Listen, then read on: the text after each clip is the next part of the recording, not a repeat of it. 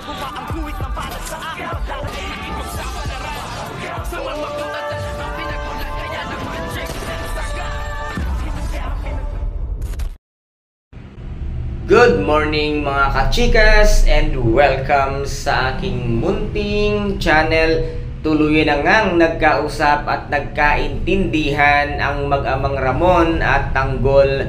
At dito nga ay sinabi nga nila na wala silang dapat sisihin kung hindi nga si Olga at siya ang lahat ng may kagagawan nga ng nangyari sa kanilang pamilya kung bakit hindi mabubuo ito at hindi nga sila nagkakilala. Ngunit sinabi nga ni Tanggol na wala tayong magagawa dahil ito ang tadhanang nakalaan para sa atin, kung kaya't dito nga sila ay nagkakaintindihan ng mabuti ang mag-ama dahil nag-usap nga sila ng masinsinan. At ang kagandahan pa nga nito ay sinabi nga dito ni Ramon Montenegro ang katotohanan na inamin na nga daw niya ang kanyang tunay na nararamdaman dito nga kay Marites, kung kaya't nabigla at nagulat nga itong si Tanggol sa inamin nga ng kanyang tunay na ama sa kanyang harapan na minamahal niya nga itong si Aling Marites, kung kaya't dito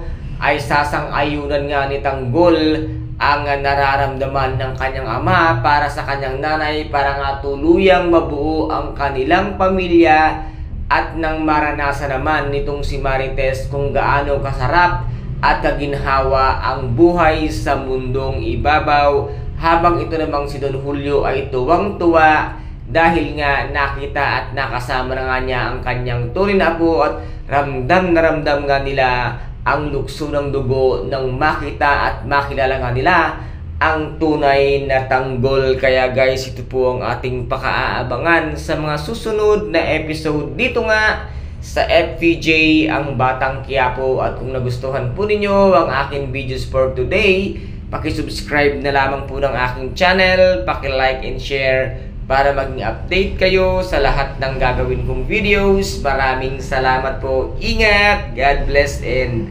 bye-bye!